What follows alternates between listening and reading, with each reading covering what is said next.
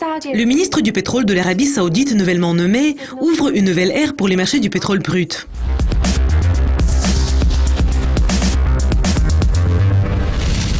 Lors de la refonte du gouvernement de l'Arabie saoudite, Ali Al-Maimi a quitté le poste du ministre du pétrole qu'il avait occupé pendant 20 ans.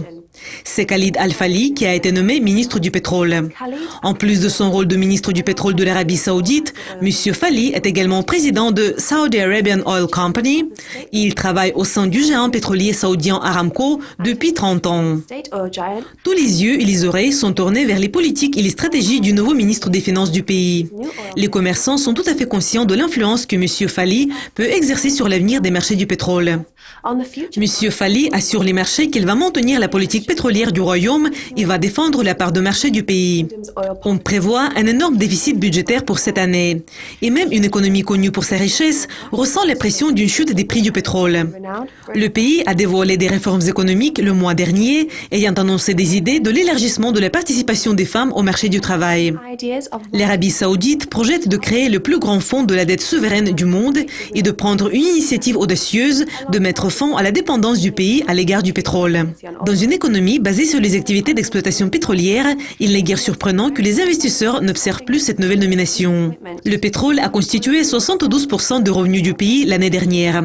On prévoit que l'Arabie saoudite devrait continuer à enregistrer des niveaux records de la production de pétrole et elle pourrait éventuellement dépasser le niveau de 10,5 millions de barils par jour. La situation autour des prix du pétrole se répand. Edward Bell, l'analyste en matières premières à Emirates NBD, a souligné que les marchés mondiaux ont ressenti l'impact immédiat des incendies de forêt au Canada. Et la production de pétrole brut a été réduite de près de 1 million de barils par jour. Lundi, les prix du pétrole ont bondi de plus de 2% au début de la session en Asie, avant la nouvelle concernant les incendies de forêt au Canada. Edward Bell a déclaré « Si le marché considère la nomination au poste comme un signe du maintien de la politique saoudienne, cela pourrait permettre aux prix de continuer à suivre leur tendance progressive à la hausse. » Robin Mills, le PDG de Karma Energy, croit que l'Arabie saoudite va maintenir ses niveaux de production de pétrole. Il a souligné que le pays va continuer à mener les politiques de production de pétrole relativement élevées. Il ne va pas procéder à un jet de la production ou à des accords sur la production.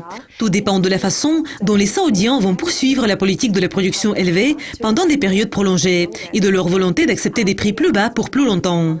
Al-Falih soutient la politique et joue un rôle plus public en tant que représentant du gouvernement dans la défense de la position. Il y a un nouveau roi, un nouveau pouvoir derrière le trône et maintenant vous avez un nouveau ministre du pétrole. Cela conclut la revue de presse, mais restez à l'écoute de Yucascopi TV pour découvrir plus de mises à jour au cours de la journée. Au revoir.